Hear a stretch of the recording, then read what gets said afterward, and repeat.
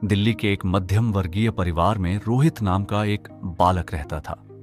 संस्कार, विनम्रता और प्रतिभा तीनों उसके व्यक्तित्व की पहचान थे। माता पिता उसे अपने जीवन का गर्व मानते थे, किंतु समय का चक्र कब मनुष्य को बदल दे कोई नहीं जानता। उसके जन्मदिन पर पिता ने प्रेम पूर्वक उसे एक महंगा स्मार्टफोन उपहार में दिया और यहीं से प्रारंभ हुई एक ऐसी कहानी जिसने पूरे परिवार की शांति छीन ली। रात का समय, पूरा घर नींद में डूब चुका था, किंतु रोहित के कमरे से मोबाइल की रोशनी अभी भी बाहर आ रही थी। स्क्रीन पर तेज संगीत, गेम और रील्स चल रही थीं। तभी मां धीरे से कमरे का दरवाजा खोलती है। रोहित बेटा, रात के 1:30 बज चुके हैं। सुबह तुम्हें विद्यालय भी जाना है। इतनी देर तक इस छोटी सी स्क्रीन को देखते रहने से तुम्हारी आंखें खराब हो जाएंगी। तुम पहले जैसे क्यों नहीं रहे बेटा? पहले तुम दादाजी के साथ बैठकर रामायण सुनते थे, मुझसे बातें करते थे, आंगन में हंसते खेलते थे। लेकिन अब तो ऐसा लगता है जैसे यह मोबाइल तुमसे तुम्हारा बचपन ही छीन रहा है। माँ, आप हर समय मोबाइल मोबाइल क्यों करती रहती है? आजकल सब लोग ऐसा ही करते हैं। दोस्तों के बीच रहना है तो सोशल मीडिया पर एक्टिव रहना पड़ता है। अगर मैं ऑनलाइन न रहूं तो सब मुझे पुराना और बेकार समझेंगे। बस थोड़ी देर और आप जाइए, मुझे नींद नहीं आ रही। रोहित बेटा, चलो, आज मंदिर में सुंदर कांड का पाठ है। तुम्हें याद है ना, बचपन में तुम सबसे ऊंची आवाज में जय श्री राम बोलते थे। दादाजी प्लीज मुझे सोने दीजिए, रात को देर तक पढ़ाई कर रहा था। दादाजी मुस्कुराए, क्योंकि वे समझ चुके थे कि वह पढ़ाई नहीं, मोबाइल था। वे धीरे से बोले, बेटा, जिस वस्तु का उपयोग मनुष्य अपने समय को बचाने के लिए करता है, जब वही वस्तु उसका पूरा समय निगलने लगे तो समझ लेना चाहिए कि सुविधा अब बंधन बन चुकी है। आज तुम मोबाइल चला रहे हो, कल यही मोबाइल तुम्हें चलाने लगेगा। कुछ महीनों बाद विद्यालय में परीक्षा परिणाम घोषित हुए। जो रोहित कभी प्रथम आता था, आज मुश्किल से पास हुआ था।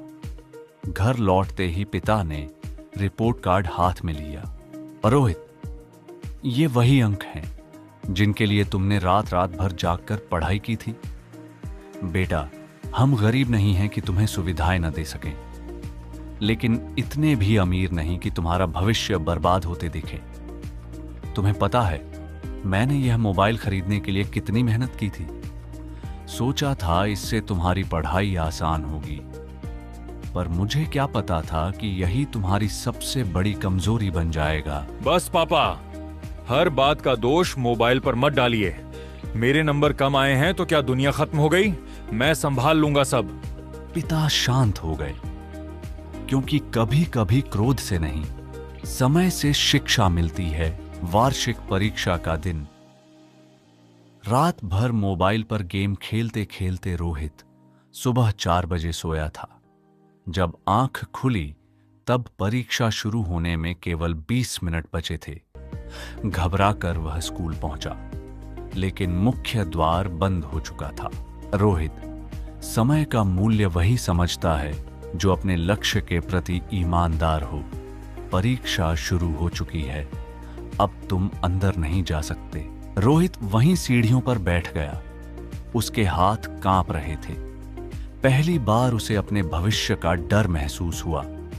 तभी उसकी नजर सड़क किनारे बैठे एक गरीब लड़के पर पड़ी। फटे कपड़े, पुरानी किताबें, लेकिन चेहरे पर अद्भुत आत्मविश्वास। रोहित उसके पास गया। तुम इतनी गर्मी में यहां बैठकर पढ़ाई क्यों कर रहे हो? क्योंकि मेरे सपने बहुत बड़े हैं भैया। घर में बिजली नहीं रहती, इसलिए सड़क की लाइट में पढ़ लेता हूं। तुम्हारे पास मोबाइल नहीं है? मोबाइल तो नहीं है, लेकिन मेरे पास समय है, मेहनत है और माँ बाप की उम्मीदें हैं। मैंने कई लोगों को मोबाइल में हंसते देखा है, पर असली खुशी मेहनत से मिली सफलता में होती है। आज लोग दुनिया से जुड़ने के लिए मोबाइल चलाते हैं, लेकिन धीरे धीरे अपने ही परिवार से दूर होते जा रहे हैं। भैया, मशीनें इंसान की मदद के लिए बनी थीं, इंसान की जिंदगी पर राज करने के लिए नहीं। शाम को घर लौटते ही रोहित माँ के चरणों में गिर पड़ा। माँ, मुझे माफ कर दीजिए। मैंने आपका विश्वास तोड़ा है। मैं उस झूठी दुनिया में खो गया था जहां लोग स्क्रीन पर मुस्कुराते हैं लेकिन वास्तविक जीवन में अकेले होते हैं। मैंने दादाजी की बातें नहीं मानी, पापा की मेहनत नहीं समझी और अपने ही भविष्य के साथ खिलवाड़ करता रहा। यह मोबाइल धीरे धीरे मेरे सपनों, मेरे संस्कारों और मेरे परिवार को मुझसे दूर करता गया और मैं समझ ही नहीं पाया। कुछ महीनों बाद रोहित अब बदल चुका था। वह समय पर उठता, दादाजी के साथ मंदिर जाता, मोबाइल का सीमित उपयोग करता और मन लगाकर पढ़ाई करता। विद्यालय के वार्षिक समारोह में उसे श्रेष्ठ छात्र का पुरस्कार मिला। मंच पर खड़े होकर उसने कहा, प्रिय मित्रों, मोबाइल बुरा नहीं है, बुरा है उसका गलत उपयोग। आज इंसान के हाथ में पूरी दुनिया आ गई है, लेकिन उसी दुनिया को पकड़ते पकड़ते वह अपने परिवार, अपने संस्कार और अपने लक्ष्य से दूर होता जा रहा है। याद रखिए, जिस दिन मोबाइल आपके समय, आपकी नींद, आपके रिश्ते और आपके सपनों पर अधिकार कर लें, समझ लीजिए कि सुविधा अब अभिशाप बन चुकी है। तकनीक का उपयोग कीजिए, पर स्वयं को तकनीक का गुलाम मत बनने दीजिए। पूरा सभागार तालियों की गड़गड़ाहट से गूंज उठा। दादाजी की आंखों में गर्व था और मां की आंखों में संतोष।